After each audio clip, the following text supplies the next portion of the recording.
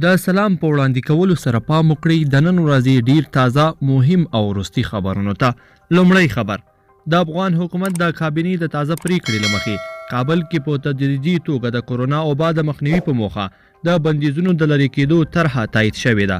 د دغې طرحې پر بنسټ صرافان، هټیوال او نقلیه وسایط به د یو څرګند مهالویش پر بنسټ روغتیایي سپارښتنو ته په پام سره خپل فعالیتونه بیا له سره پیلوي. باګرام، یو امریکایي سرتیری چې د افغانستان په باګرام هوایي اډه کې په ماموریت بوختو مړ شوی دی.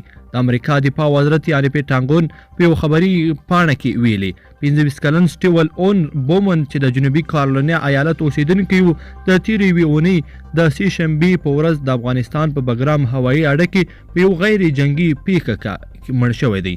دریم خبر، هندي چارواکي وایي ژر به د واګا بندر له لارې افغانستان ته سوداګري پیل شي.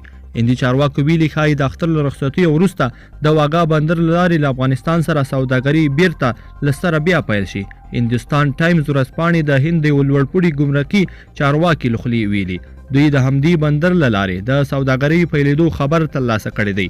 دا بندر د مارچ میاشتې په 13 نیټه د کورونا وایرس د خپرېدو د مخنیوي په موخه د سوداګرو پر مخ تړل شوی دی. څلورم خبر، کورنۍ چارو وزارت د اختر ورځو کې به کابل کې د تګ راتګ لارې تړلې وي. کورنۍ چارو وزارت کابل ښاریانو ته خبر ورکړی دی چې د کوچني اختر ورځو کې د کابینې د پریکړې پر بنسټ په ښار کې له غیر ضروري ګرځېدو څخه ډډه وکړي. د یاد وزارت ویان طارق آریان پر خپله ټویټر پاڼه لیکلي د کوچني اختر ورځو کې به د کابینې د وروستۍ پریکړې پر اساس د تګ راتګ ټولې لارې تړلې وي. پنځم خبر، پاکستانی چارواکي وایي نسکوره شوي الوتکې کې 100 کسان سپارو. د پاکستان د هوانوردۍ اداره وایي چې دغه هیواد د هوایي شرکت PIA یو الوتکه د کراچۍ هوایي ډګر ته څیرمه د ماډرن ټاون په نوم د استوګنې په یو له ګڼه ګوڼې ډکې سیمه کې نسکوره شوې ده. د پاکستاني چارواکو په خبره په دې الوتکه کې 99 سپاره او د الوتکې 8 تنه مامورین سپاره وو چې ښایي ټولې وژل شوي وي.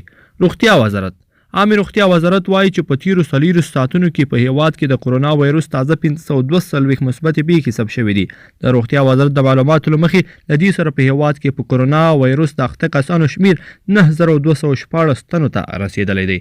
درنو لیدونکو، په دې هیله چې د نن ورځې د خبري ټولګه به مو راسره تر پایه پورې کتلې وي. که مو خبري ټولګه خوښه شوې ویډیو لایک کړئ د سره او چینل هم سبسکرایب کړئ. تر بلې ویډیو پورې ښه وخت.